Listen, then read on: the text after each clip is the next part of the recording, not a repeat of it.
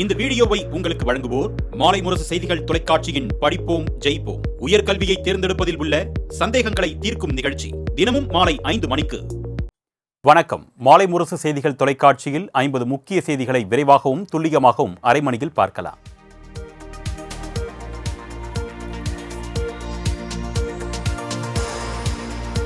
கச்சத்தீவு மீட்பு தொடர்பாக நாளை சட்டப்பேரவையில்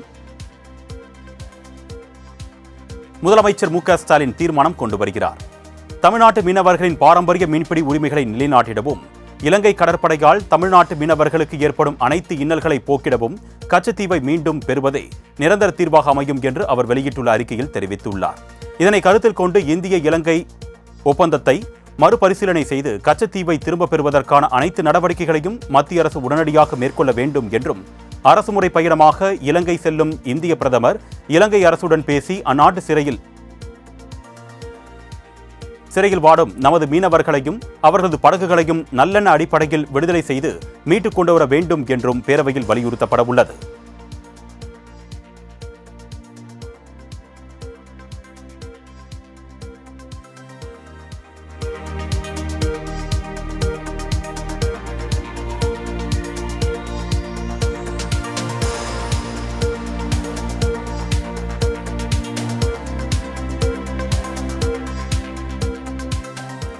திருத்தப்பட்ட வக்ஃப் மசோதா நாடாளுமன்ற மக்களவையில் நாளை தாக்கல் செய்யப்பட உள்ளது. மசோதா மீது 8 மணி நேரம் விவாதம் நடத்த திட்டமிடப்பட்டுள்ளது. நாடாளுமன்ற பட்ஜெட் கூட்டத்தொடரின் 2ஆம் அமர்வு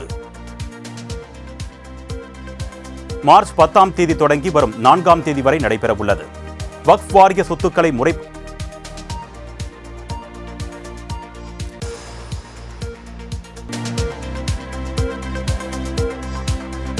மக்களவையில் வக்ஃப் வாரிய சட்ட திருத்த மசோதா தாக்கல் செய்வதை திமுக கடுமையாக எதிர்க்கும் என்று திமுக நாடாளுமன்ற குழு தலைவர் கனிமொழி திட்டவட்டமாக தெரிவித்துள்ளார். டெல்லியில் செய்தியாளர்களிடம் பேசிய அவர் இதனை தெரிவித்தார். வக்ஃப் மசோதாவுக்கு எதிராக தமிழ்நாடு சட்டமன்றத்தில் முதலமைச்சர் மு க ஸ்டாலின் தனி தீர்மானம் நிறைவேற்றப்பட்டதாக கனிமொழி தெரிவித்தார். மத்திய அரசின் சட்ட திருத்தத்திற்கு மக்களிடமும் கடும் எதிர்ப்பு எழுந்திருப்பதாகவும் கனிமொழி கூறினார்.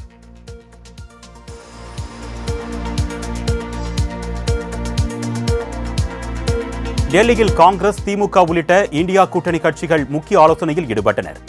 மக்களவையில் புதன்கிழமையும் மாநிலங்களவையில் வியாழக்கிழமையும் வக்ஃப் மசோதா தாக்கல் செய்யப்பட உள்ளது. இந்நிலையில் டெல்லியில் காங்கிரஸ் கட்சி தலைவர் மல்லிகார்ஜுன கார்கே, ராகுல் காந்தி, திமுக எம்பிக்கள் டி.ஆர். பாலு, கனிமொழி மற்றும் இந்தியா கூட்டணி கட்சி உறுப்பினர்கள் முக்கிய ஆலோசனையில் ஈடுபட்டனர்.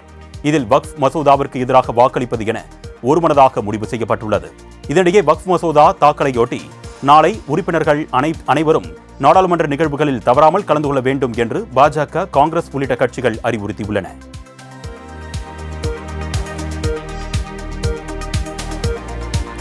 தமிழ்நாடு மீனவர்கள் பிரச்சினை குறித்த கவன ஈர்ப்பு தீர்மானம் மீது மக்களவையில் திமுக நாடாளுமன்ற குழு தலைவர் கனிமொழி பேசினார். அப்பொழுது இலங்கை அரசால் கைப்பற்றப்பட்ட 200 படகுகள் நாட்டுடைமையாக மாற்றப்பட்டுள்ளன என்றும், இதனால் வாழ்வாதாரம் பாதிக்கப்பட்ட மீனவர்களுக்கு நிவாரணம் அளிக்க நடவடிக்கை எடுக்கப்பட்டுள்ளதா என்பதை ஒன்றிய அரசு விளக்கம் அளிக்க வேண்டும் என்றும் கோரிக்கை விடுத்தார். இந்த தீர்மானத்தின் மீது பதிலளித்த மத்திய அமைச்சர் ராஜீவ் ரஞ்சன் சிங், மீனவர்கள் எல்லை தாண்டி செல்வதால் தான் அவர்களது உடைமைகளை இலங்கை அரசு பறிமுதல் செய்கிறது என்று குறிப்பிட்டார். இதற்கு திமுக, காங்கிரஸ் உள்ளிட்ட எம்பிக்கள் கடும் எதிர்ப்பு தெரிவித்து வெளிநடப்பு செய்தனர்.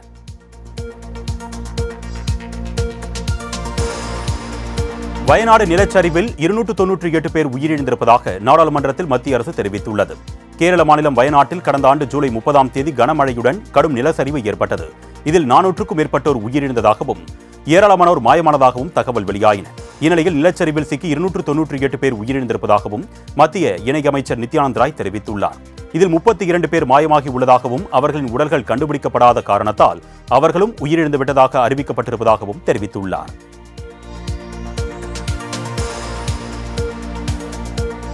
குரூப் 1, 1A தேர்வுகளுக்கான அறிவிப்பாணையை தமிழ்நாடு அரசு பணியாளர் தேர்வாணையம் வெளியிட்டது.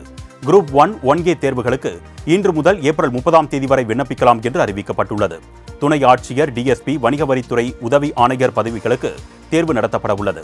ஜூன் 15ஆம் தேதி குரூப் 1 முதல்நிலை தேர்வு நடைபெறும் என்று டிஎன்பிஎஸ்சி அறிவித்துள்ளது.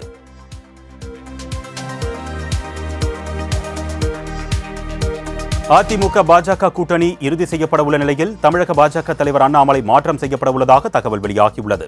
இபிஎஸ் உள்துறை அமைச்சர் அமித்ஷாவுடனான சந்திப்புக்கு பிறகு டெல்லி சென்ற அண்ணாமலையிடம் கூட்டணி குறித்து ஆலோசிக்கப்பட்டதாகவும் அப்பொழுது மாநில தலைவராக இல்லாமல் ஒரு தொண்டனாக உழைக்க தயாராக இருப்பதாகவும் அவர் கூறியதாகவும் தகவல் வெளியானது. இந்நிலையில் தமிழக பாஜக தலைவராக சட்டமன்ற குழு தலைவர் நயினார் நாகேந்திரன் அல்லது வானதி சீனிவாசனுக்கு வாய்ப்புகள் வழங்கப்படும் என்றும் எதிர்பார்க்கப்படுகிறது.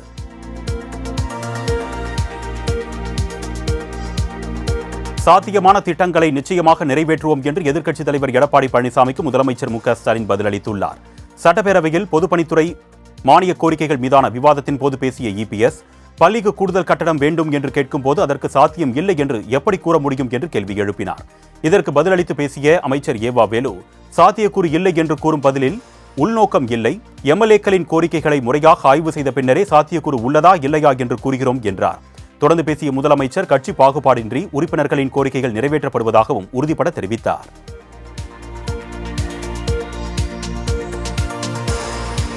திருச்சியில் கட்டப்பட்டு வரும் நூலகத்திற்கு காமராஜர் பெயர் சூட்டப்படும் என்று முதலமைச்சர் மு.க. ஸ்டாலின் அறிவித்துள்ளார்.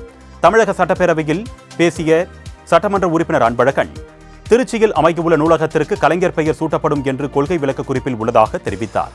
இதற்கு பதிலளித்து பேசிய முதலமைச்சர் மு.க. ஸ்டாலின், திமுக ஆட்சியில் உருவாக்கப்பட்டுள்ள நூல் நிலையங்களுக்கு மாபெரும் தலைவர்களுடைய பெயர்கள் சூட்டப்பட்டுள்ளன என்றும், கோவையில் பெரியார் நூலகம், சென்னையில் அண்ணா நூலகம், மதுரையில் கலைஞர் பெயரில் நூலகம் அமைக்கப்பட்டுள்ளது என்றும், இதேபோன்று திருச்சியில் அமையவுள்ள நூலகத்திற்கு காமராஜர் பெயர் சூட்டப்படும் என்றும் தெரிவித்தார்.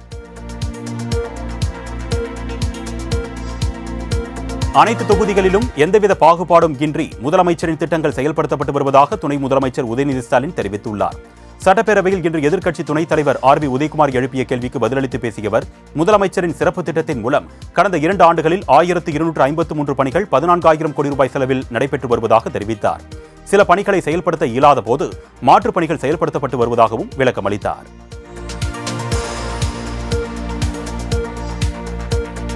டாஸ்மாக் நிறுவனத்தில் சோதனை நடத்தி பெண் அதிகாரிகளை அடைத்து வைத்தது மனித உரிமை மீறல் என்று தமிழக அரசு தரப்பில் உயர்நீதிமன்றத்தில் வாதிடப்பட்டது. டாஸ்மாக் தலைமை அலுவலகத்தில் கடந்த மாதம் 6ஆம் தேதி முதல் 8ஆம் தேதி வரை சோதனை நடத்திய அமலாக்கத்துறை 1000 கோடி ரூபாய் முறைகேடு நடந்திருப்பதாக அறிக்கை வெளியிட்டது. இதனை எதிர்த்து தமிழக அரசு சார்பில் சென்னை உயர்நீதிமன்றத்தில் தாக்கல் செய்யப்பட்ட வழக்கு இன்று மீண்டும் விசாரணைக்கு வந்தபோது அமலாக்கத்துறை பதில் மனு தாக்கல் செய்தது. இதில் இந்த வழக்கு விசாரணைக்கு உகந்ததல்ல என்று கூறப்பட்டது. அப்பொழுது குறுக்கிட்ட அரசு தரப்பு, இது அப்பட்டமான மனித உரிமை மீறல் என்று வாதிட்டார். மேலும் அமலாக்கத்துறையின் பதில் மனுவுக்கு அரசு தரப்பில் பதில் மனு தாக்கல் செய்ய உள்ளோம் என்றார். இதனையடுத்து வழக்கு விசாரணையை வரும் 8ஆம் தேதிக்கு நீதிபதிகள் தள்ளி வைத்தனர். தமிழ்நாட்டில் உள்ள 40 சுங்கச்சாவடிகளில் நள்ளிரவு முதல் கட்டண உயர்வு அமலுக்கு வந்தது. செங்கல்பட்டு மாவட்டம் பரனூர் சுங்கச்சாவடியில் கார்களுக்கு 70 ரூபாயில் இருந்து 75 ரூபாயாகவும், இலகுரக வாகனங்களுக்கு 115 ரூபாயில் இருந்து 120 ரூபாயாகவும், பேருந்து மற்றும் லாரிகளுக்கு 245 ரூபாயில் இருந்து 255 ரூபாயாகவும் சுங்க கட்டணம் உயர்ந்துள்ளது. இதேபோல் விழுப்புரம் மாவட்டத்திற்கு உட்பட்ட நங்கிலிகொண்டான் சுங்கச்சாவடியில் சுங்க கட்டணம் 5 ரூபாயில் இருந்து 15 ரூபாய் வரை உயர்த்தப்பட்டுள்ளது. இதேபோல் புதுக்கோட்டை உட்பட தமிழகத்தின் பல்வேறு பகுதிகளிலும் சுங்க கட்டணம் உயர்ந்திருப்பதால் வாகன ஓட்டிகள் அதிருப்தியில் ஆழ்ந்துள்ளனர். கும்பகோணம் வெற்றிலைக்கும் தோவாளை மாணிக்க மாலைக்கும் புவிசார் குறியீடு அறிவிக்கப்பட்டுள்ளது. தஞ்சை மாவட்டத்தின் கலைத்தட்டு, வீணை, நாதஸ்வரம், நாச்சியார் கோவில் குத்துவிளக்கு உள்ளிட்ட 10 பொருட்கள் ஏற்கனவே புவிசார் குறியீடு பெற்றுள்ளது. இதன் ஒரு பகுதியாக கும்பகோணம் வெற்றிலையின் சிறப்பை போற்றும் வகையில் அதற்கு புவிசார் குறியீடு கிடைத்துள்ளது. இதேபோல் கன்னியாகுமரி மாவட்டம் தோவாளை பகுதியில் தயார் செய்யக்கூடிய மாணிக்க மாலைக்கும் புவிசார் குறியீடு கிடைத்துள்ளது. இதன் மூலம் தமிழகத்தைச் சேர்ந்த 64 பொருட்களுக்கு புவிசார் குறியீடு கிடைத்துள்ளது குறிப்பிடத்தக்கது.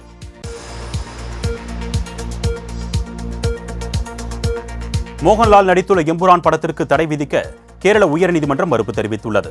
கோடைக்கால விடுமுறைக்கு பின் வழக்கு விசாரிக்கப்படும் என்று கேரள உயர்நீதிமன்றம் அறிவித்துள்ளது. எம்புரான் படத்திற்கு தடை கோரி வழக்கு தொடர்ந்த பாஜக நிர்வாகி பிஜேஷுக்கு கேரள உயர்நீதிமன்றம் கண்டனம் தெரிவித்துள்ளது. மேலும் எம்புரான் படத்தால் எங்கேயும் வன்முறை ஏற்பட்டதா என்று பாஜக நிர்வாகிக்கு கேரள உயர்நீதிமன்றம் கேள்வி எழுப்பியது.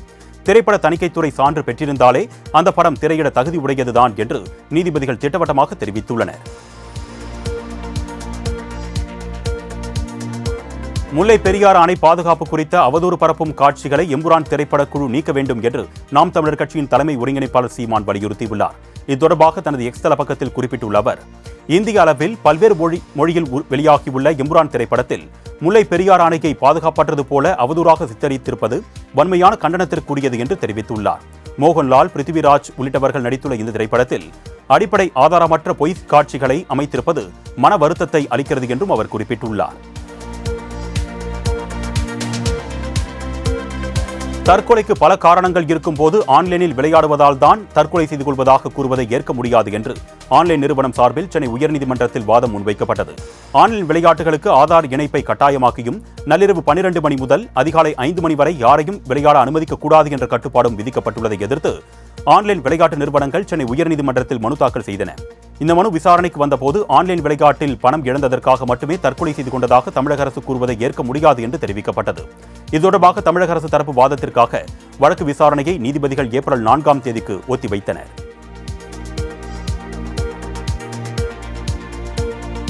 அதிமுக முன்னாள் எம்பி கேசி பழனிசாமி தொடர்ந்த அவதூறு வழக்கில் எடப்பாடி பழனிசாமி 15ஆம் தேதி ஆஜராக கோவை நீதிமன்றம் சம்மன் அனுப்பியுள்ளது. கோவையில் செய்தியாளர் சந்திப்பின் போது எடப்பாடி பழனிசாமி தன்னை பற்றி அவதூறாக பேசியதாக வழக்கு தொடரப்பட்டது. கேசி பழனிசாமி தொடர்ந்த வழக்கில் எடப்பாடி பழனிசாமி நேரில் ஆஜராக கோவை குற்றவியல் நீதிமன்றம் சம்மன் அனுப்பியுள்ளது.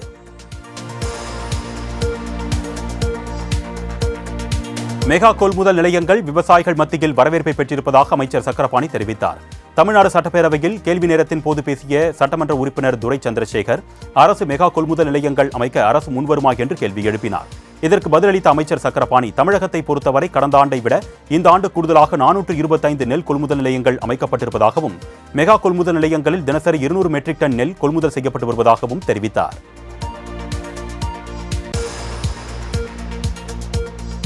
கோவையில் அரசாணை 140 தீயிட்டு கொளுத்தி போராட்டத்தில் ஈடுபட்ட சாலை பணியாளர் சங்கத்தினரை போலீசார் கைது செய்தனர். 41 மாத பணி நீக்க காலத்தை பணிக்காலமாக முறைப்படுத்தி ஆணை வழங்க வேண்டும். மாநில நெடுஞ்சாலை ஆணையம் அமைத்து வெளியிடப்பட்ட அரசாணை 140 ரத்து செய்ய வேண்டும். மாநில நெடுஞ்சாலையில் சுங்கச்சாவடி அமைத்து கார்ப்பரேட் கம்பெனி நடத்தும் வசூல் கொள்ளையை தடுக்க வேண்டும் என்பது இவர்களின் முக்கிய கோரிக்கையாகும்.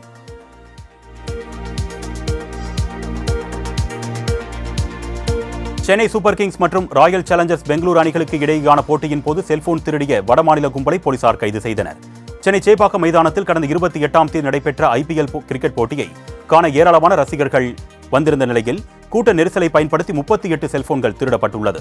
இதுகுறித்த புகாரில் ஜார்க்கண்ட் மற்றும் மேற்கு வங்க மாநிலங்களைச் சேர்ந்த 4 சிறுவர்கள் உட்பட 8 பேரை போலீசார் கைது செய்துள்ளனர். இந்த கொள்ளை கும்பலானது IPL போட்டி உள்ளிட்ட கூட்டம் மிகுதியான இடங்களை குறிவைத்து தொடர் கொள்ளையில் ஈடுபட்டு வந்தது விசாரணையில் தெரியவந்துள்ளது.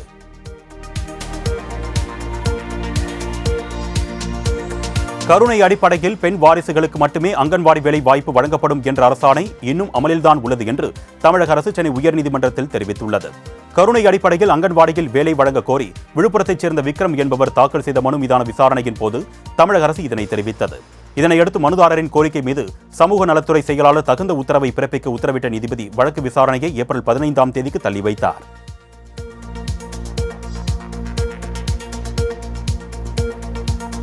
பாஸ்போர்ட் மோசடி தொடர்பாக அஜித் பட நடிகை மீது சென்னை மத்திய குற்றப்பிரிவு போலீசால் வழக்கு பதிவு செய்யப்பட்டுள்ளது. சின்னத்திரையில் பிரபலமாக்கி பின் விஸ்வாசம், வேதாளம், சகலகலா வல்லவன் ஆகிய திரைப்படங்களில் நடித்த நடிகை ஷர்மிளா தாப்பா கடந்த 2011 முதல் 2021ஆம் ஆண்டு வரை 10 ஆண்டுகள் சென்னை அண்ணாநகர் முகவரி ஆவணம் கொடுத்து இந்திய பாஸ்போர்ட் வைத்திருந்தார். தற்பொழுது அந்த பாஸ்போர்ட் காலாவதியான நிலையில் மீண்டும் வியாசர்பாடி முகவரி கொடுத்து விண்ணப்பித்துள்ளார்.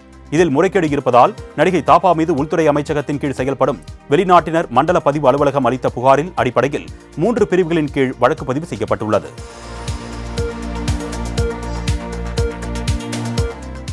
திருப்பூர் அருகே காதலுக்கு எதிர்ப்பு தெரிவித்த பெரியப்பாவை தாக்கி நெருப்பில் தள்ளிய மகனை போலீசார் தேடி வருகின்றனர். திருப்பூர் மாவட்டம் பல்லடம் அடுத்த சாமலாபுரம் மணல்மேடு பகுதியைச் சேர்ந்த வசந்த்குமார் என்பவர் அந்த பகுதியைச் சேர்ந்த பெண் ஒருவரை காதலித்து வருவதாக கூறப்படுகிறது. இதனையடுத்து வசந்த்குமாரின் பெரியப்பா ஆறுமுகம் என்பவர் அந்த பெண்ணின் வீட்டிற்கு சென்று கண்டித்ததாக கூறப்படுகிறது. இதனால் ஆத்திரமடைந்த வசந்த்குமார் தனது காதலுக்கு எதிர்ப்பு தெரிவித்த பெரியப்பா ஆறுமுகத்தை கடுமையாக தாக்கியதுடன் அருகில் எரிந்து கொண்டிருந்த குப்பையில் தள்ளிவிட்டுள்ளார். இதில் படுகாயமடைந்த ஆறுமுகம் திருப்பூர் அரசு மருத்துவமனையில் அனுமதிக்கப்பட்டுள்ளார். தலைமறைவான வசந்த்குமாரை மங்களம் போலீசார் தேடி வருகின்றனர்.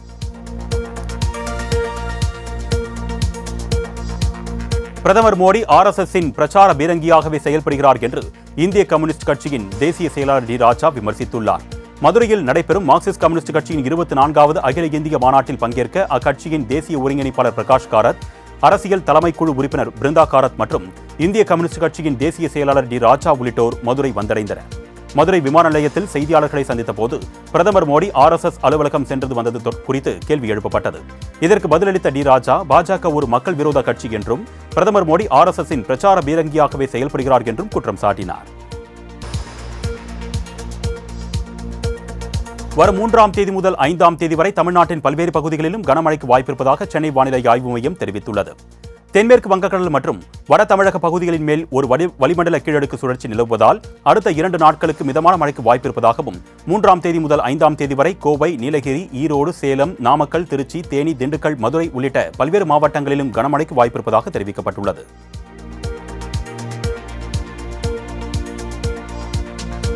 ராமநாதபுரத்தில் பிரதமர் மோடி பங்கேற்க உள்ள நிகழ்ச்சிக்கான ஏற்பாடுகளை தெற்கு ரயில்வே அதிகாரிகள் ஆய்வு செய்தனர். ராமநாதபுரம் மாவட்டம் பாம்பனில் 550 கோடி ரூபாய் மதிப்பீட்டில் புதிதாக ரயில்வே பாலம் அமைக்கப்பட்டுள்ளது. இதனை வருகின்ற 6ஆம் தேதி மக்களின் பயன்பாட்டிற்காக பிரதமர் மோடி திறந்து வைக்க உள்ளார். மேலும் ராமநாத சுவாமி கோவிலுக்கு சொந்தமான இடத்தில் நடைபெறவுள்ள பொதுக்கூட்டத்திற்கான மேடை அமைக்கும் பணி நடைபெற்று வருகிறது. இதனை நேரில் ஆய்வு செய்து பணிகளை விரைந்து முடிக்க ஊழியர்களுக்கு ரயில்வே அதிகாரிகள் அறிவுறுத்தினர்.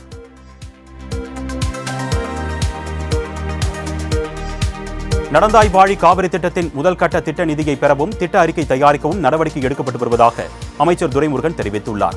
தமிழ்நாடு சட்டப்பேரவையில் கேள்வி நேரத்தின் போது பேசிய எம்எல்ஏ ஈஸ்வரன், நடந்தாய் வாழி காவிரி திட்டத்திற்கு தமிழ்நாடு அரசு ஒத்துழைப்பு வழங்கவில்லை என்ற நாடாளுமன்றத்தில் மத்திய அமைச்சர் எழுத்துப்பூர்வமாக பதிலளித்த நிலையில் நடந்தாய் வாழி காவிரி திட்டத்தின் நிலை என்ன என்று கேள்வி எழுப்பினார். இதற்கு பதிலளித்த அமைச்சர் துரைமுருகன், முதற்கட்ட திட்ட நிதியை பெறவும் திட்ட அறிக்கை தயாரிக்கவும் நடவடிக்கை எடுக்கப்பட்டு வருவதாக கூறினார்.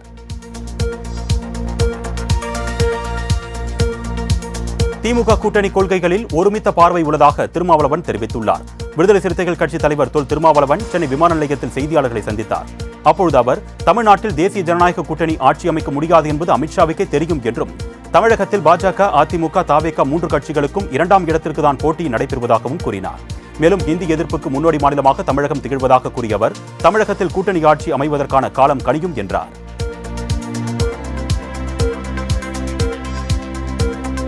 சென்னை மாநகராட்சியில் 2024-2025 நிதியாண்டில் மட்டும் 2750 கோடி ரூபாய் வரி வசூலிக்கப்பட்டுள்ளது. சென்னை மாநகராட்சியில் 13 லட்சத்திற்கும் மேற்பட்ட சொத்து உரிமையாளர்கள் சொத்து வரி செலுத்தி வருகின்றனர். இதில் கடந்த 2023-2024 நிதியாண்டில் 1750 கோடி சொத்து வரி வசூலிக்கப்பட்ட நிலையில் மாநகராட்சி வரலாற்றிலேயே முதன்முறையாக 2000 கோடிக்கு மேல் சொத்து வரி வசூலிக்கப்பட்டது.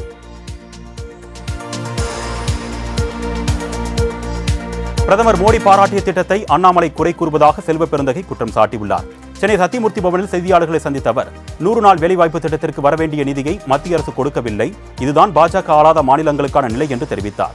இந்த திட்டத்திலும் தவறு நடப்பதாக கூறும் அண்ணாமலை, விசாரணை அமைப்புகள் மூலம் உண்மையை அறிந்து பேச வேண்டும் என்றும் எதையும் அரைகுறையாக பேச வேண்டாம் என்றும் செல்வ பெருந்தகை தெரிவித்தார். திருப்பூர் மாவட்டம் பல்லடம் அருகே கல்லூரி மாணவி உயிரிழந்த விவகாரத்தில் மர்மம் இருப்பதாக விஏஓ அளித்த புகாரை தொடர்ந்து புதைக்கப்பட்ட உடலை மீண்டும் தோண்டி எடுத்து விசாரணை நடத்தப்பட்டு வருகிறது. பல்லடம் அடுத்த பருபாய் பகுதியைச் சேர்ந்தவர் வித்யா. கல்லூரியில் பயின்று வந்த இவர் கடந்த 2 தினங்களுக்கு முன்பு மர்மமான முறையில் உயிரிழந்தார். அவரது உடல் இறுதி சடங்கு செய்யப்பட்டு நல்லடக்கம் செய்யப்பட்டது. இந்நிலையில் மாணவியின் இறப்பில் சந்தேகம் இருப்பதாக கிராம நிர்வாக அலுவலர் காவல் நிலையத்தில் புகார் அளித்த நிலையில் புதைக்கப்பட்ட உடல் மீண்டும் எடுத்து பிரேத பரிசோதனை செய்யப்பட்டு வருகிறது.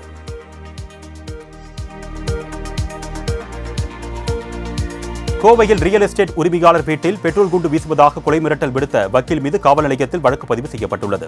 கோவை கணபதி பகுதியைச் சேர்ந்த ரியல் எஸ்டேட் உரிமையாளர் தீர்த்தகிரி என்பவரிடம் சட்ட ஆலோசகராக பணிபுரிந்து வந்த வக்கீல் ரவிக்குமார் பணிகளில் பல்வேறு தவறுகளை செய்து வந்ததால் பணியில் இருந்து நிறுத்தப்பட்டதாக தெரிகிறது. இதனால் ஆத்திரமடைந்த ரவிக்குமார் மது அருந்திவிட்டு தீர்த்தகிரியின் வீட்டிற்கு வந்து தகாத வார்த்தைகளால் பேசியதுடன் பெட்ரோல் குண்டு வீசி அனைவரையும் கொலை செய்து விடுவேன் என்று மிரட்டல் விடுத்ததாகவும் கூறப்படுகிறது. இதுகுறித்து புகாரில் வழக்கு பதிவு செய்த சரவணம்பட்டி போலீசார் சிசிடிவி காட்சிகளை கைப்பற்றி விசாரணை மேற்கொண்டு வருகின்றனர். செய்யாறில் போதை ஊசி பழக்கத்தால் இளைஞரை குத்தி கொலை செய்து ஏரியில் வீசிய கொடூர சம்பவம் அரங்கேறியுள்ளது. செய்யாறு கன்னியம் நகரைச் சேர்ந்தவர் சில்க் என்கின்ற ஜெமினி. கார் ஓட்டுநரான இவர் நண்பர்களுடன் சேர்ந்து போதை ஊசி போட்டுக் கொள்வது வழக்கம் என்று கூறப்படுகிறது. இந்நிலையில் ஏரிக்கரை அருகே கஞ்சா போதை மயக்கத்தில் இருந்த ஜெமினியை அவரது நண்பர்கள் 5 பேர் சேர்ந்து கத்தியால் குத்தி கொலை செய்து ஏரியில் வீசி சென்றுள்ளனர்.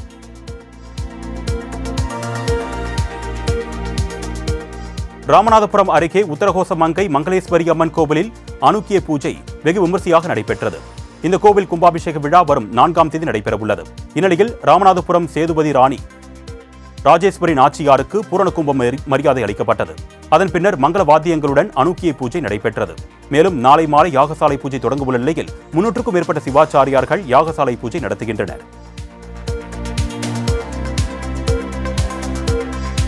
நெல்லை மாவட்ட ஆட்சியர் அலுவலகத்தில் ஒருவர் திடீரென மயங்கி விழுந்து உயிரிழந்ததால் பரபரப்பு ஏற்பட்டது. நெல்லை மாவட்ட ஆட்சியர் அலுவலகத்தில் ஹோட்டல் காவலாளியாக பணியாற்றி வந்த கணேசன் என்பவர் ஆதார் திருத்தம் செய்வதற்காக ஆதார் அலுவலகத்திற்கு சென்றுள்ளார். அப்பொழுது அலுவலக வாயிலில் நுழைவதற்கு முன்பே மயங்கி விழுந்து உயிரிழந்தார். இதனைத் தொடர்ந்து அவரது உடல் பாளையங்கோட்டை அரசு மருத்துவமனைக்கு கொண்டு செல்லப்பட்டது. இதுகுறித்து போலீசார் விசாரித்து வருகின்றனர். சென்னை பெரவல்லூரில் மதுபோதையில் இளைஞர் கொலை செய்யப்பட்ட சம்பவத்தில் ஒருவரை போலீசார் கைது செய்தனர். சென்னை பெரவல்லூர் லோகோ ஒர்க்ஸ் பகுதியைச் சேர்ந்த சந்துரு என்பவர் தனது நண்பர்களுடன் மது குடிக்க சென்றதாக கூறப்படுகிறது. இதனையடுத்து மதுபோதையில் அவர்களிடையே தகராறு ஏற்பட்டுள்ளது. அதனைத் தொடர்ந்து அந்தோணி பால்ராஜ் என்பவர் தனது கூட்டாளிகளுடன் சேர்ந்து சந்துருவை அரிவாளால் வெட்டி கொலை செய்துவிட்டு தப்பிச் சென்றுள்ளார். இந்த சம்பவத்தில் விவேக் என்பவரை போலீசார் கைது செய்தனர். அந்தோணி பால்ராஜ், வினித் ஆகிய இருவரையும் தேடி வருகின்றனர். மேட்டுப்பாளையம் கல்லார் இ பாஸ் சோதனை சாவடியில் பூம் பேரியர் அமைக்க இருப்பதாக இ பாஸ் பெற்ற வாகனங்களின் நம்பர் பிளேட் வாயிலாக ஆட்டோமேட்டிக்காக செக் செய்யும் வசதி ஏற்படுத்த இருப்பதாகவும் மாவட்ட ஆட்சியர் தெரிவித்துள்ளார். கோடை சீசன் தொடங்கியுள்ள நிலையில் மலை பிரதேசங்களான உதகை மற்றும் கொடைக்கானலுக்கு லட்சக்கணக்கான மக்கள் சுற்றுலா செல்லக்கூடும் என்பதால் போக்குவரத்தை சீர் செய்யும் வகையில் நீலகிரி, கொடைக்கானல் உள்ளிட்ட சுற்றுலா தலங்களுக்கு செல்ல இ பாஸ் கட்டாயம் என்று உயர்நீதிமன்றம் தெரிவித்துள்ளது.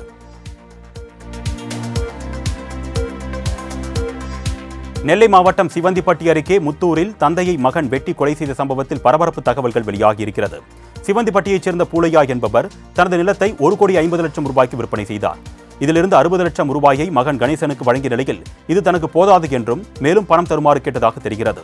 இதற்கு மறுத்ததால் ஆத்திரமடைந்த கணேசன் தந்தை என்று பாராமல் அரிவாளால் வெட்டி கொலை செய்தார்.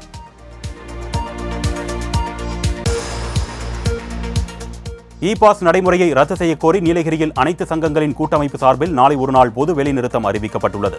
இ பாஸ் நடைமுறையால் நீலகிரி மாவட்டத்தில் சுற்றுலா தொழிலை நம்பியுள்ள வியாபாரிகளின் வாழ்வாதாரம் பாதிக்கப்பட்டிருப்பதாக தெரிவித்துள்ள வணிகர் சங்கத்தினர் நாளை ஒருநாள் முழு கடையடைப்பு மற்றும் பொது வேலைநிறுத்தம் அறிவிக்கப்பட்டிருப்பதாக தெரிவித்தனர். எனவே வெளிமாநில சுற்றுலா பயணிகள் நாளை ஒருநாள் நீலகிரி மாவட்டத்திற்கு வருகை தர வேண்டாம் என்றும் வேண்டுகோள் விடுக்கப்பட்டுள்ளது. தூத்துக்குடியில் காணாமல் போன 100 செல்போன்கள் கண்டுபிடிக்கப்பட்டு உரியவர்களிடம் ஒப்படைக்கப்பட்டது. தூத்துக்குடி மாவட்டத்தில் பல்வேறு காவல் நிலையங்களில் செல்போன் காணாமல் போனதாக பெறப்பட்ட மனுக்கள் குறித்து தொழில்நுட்ப ரீதியாக விசாரணை மேற்கொண்டு செல்போன்களை கண்டுபிடித்தனர். இதில் கண்டுபிடிக்கப்பட்ட 11 லட்சம் ரூபாய் மதிப்பிலான 100 செல்போன்களை மாவட்ட காவல் கண்காணிப்பாளர் ஆல்பர்ட் ஜான் உரிமையாளர்களிடம் ஒப்படைத்தார். திருப்பத்தூர் மாவட்டம் ஜோலார்பேட்டையில் மூதாட்டியின் முகத்தில் மிளகாய் பொடி தூவி 4 சவரன் நகை பறிக்கப்பட்ட சம்பவம் பெரும் அதிர்ச்சியை ஏற்படுத்தியுள்ளது. ஜோலார்பேட்டை அடுத்த மண்டலபாடி பகுதியைச் சேர்ந்தவர்கள் கிருஷ்ணன், கனகா தம்பதி. இவர்கள் வீட்டில் தனியாக வசித்து வரும் நிலையில் நேற்றிரவு இவர்களது வீட்டின் கதவை ஒருவர் தட்டியுள்ளார். அப்பொழுது வெளியே வந்த மூதாட்டி கனகாவின் முகத்தில் மிளகாய் பொடி தூவிய அந்த நபர் கட்டையால் சரமாரியாக தாக்கிவிட்டு கழுத்தில் இருந்த நகையை பறித்துக் கொண்டு தப்பி ஓடிவிட்டார்.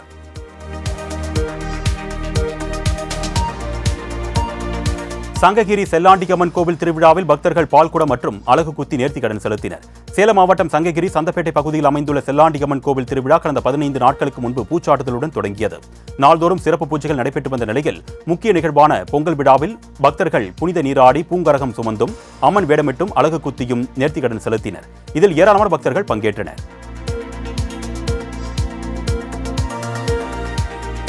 புதுச்சேரியில் காவல் நிலையத்தை முற்றுகையிட்ட முன்னாள் முதலமைச்சர் நாராயணசாமி உட்பட 200க்கும் மேற்பட்டோரை போலீசார் கைது செய்தனர். புதுச்சேரி ராஜீவ்காந்தி பஞ்சாயத் ராஜ் அமைப்பின் மாநில தலைவர் அமுதரசன். இவர் கடந்த 27ஆம் தேதி அரியாங்குப்பம் காவல் நிலையத்திற்கு வழக்கு தொடர்பாக சென்றபோது ஆய்வாளர் கலைச்செல்வன் தகாத முறையில் பேசியதோடு அவரை சரமாரியாக தாக்கியதாகவும் கூறப்படுகிறது. இதனை கண்டித்து காங்கிரஸ் கட்சி சார்பில் முன்னாள் முதலமைச்சர் நாராயணசாமி தலைமையில் 200க்கும் மேற்பட்ட காங்கிரஸ் கட்சியினர் அரியாங்குப்பம் காவல் நிலையத்தை முற்றுகையிட ஊர்வலமாக வந்தனர்.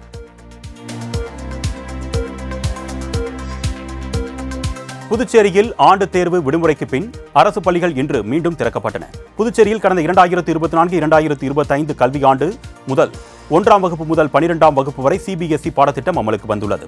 இதில் 1 முதல் 9ஆம் வகுப்பு மற்றும் +1 மாணவர்களுக்கு கடந்த 23ஆம் தேதி ஆண்டு தேர்வு முடிந்து விடுமுறை விடப்பட்டிருந்தது. இந்த விடுமுறை நேற்றுடன் முடிவடைந்ததை தொடர்ந்து இன்று பள்ளிகள் திறக்கப்பட்டு இந்த ஆண்டிற்கான வகுப்புகள் தொடங்கப்பட்டது.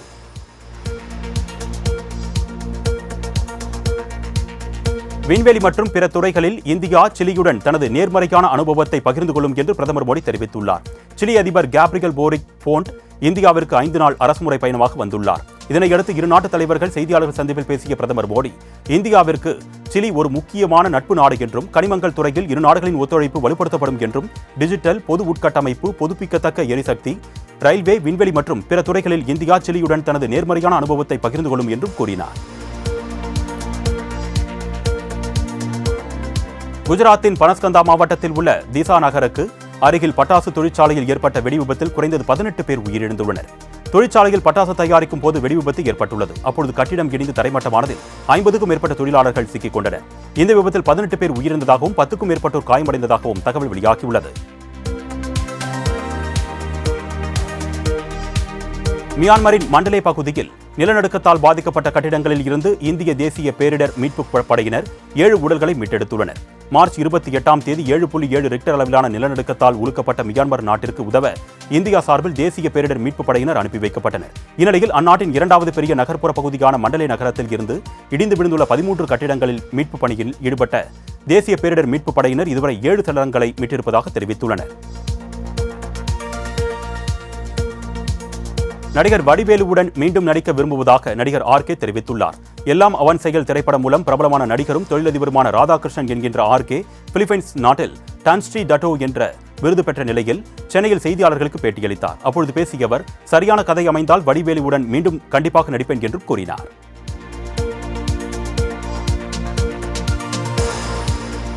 விண்வெளியில் இருந்து இந்தியாவின் அழகை பார்த்து ரசித்ததாக சுனிதா வில்லியம்ஸ் தெரிவித்துள்ளார். 9 மாதங்களாக விண்வெளியில் தங்கியிருந்த நாசா வீராங்கனையும் இந்திய வம்சாவளியைச் சேர்ந்தவருமான சுனிதா வில்லியம்ஸ் அண்மையில் வெற்றிகரமாக பூமி திரும்பினார். இந்நிலையில் தங்களை மீட்க நடவடிக்கை எடுத்த அதிபர் டிரம்ப், ஸ்பேஸ் எக்ஸ் நிறுவனர் எலான் மஸ்க் ஆகியோருக்கு நன்றி தெரிவித்துள்ள அவர் விரைவில் இந்தியாவுக்கு வர இருப்பதாகவும் தெரிவித்துள்ளார்.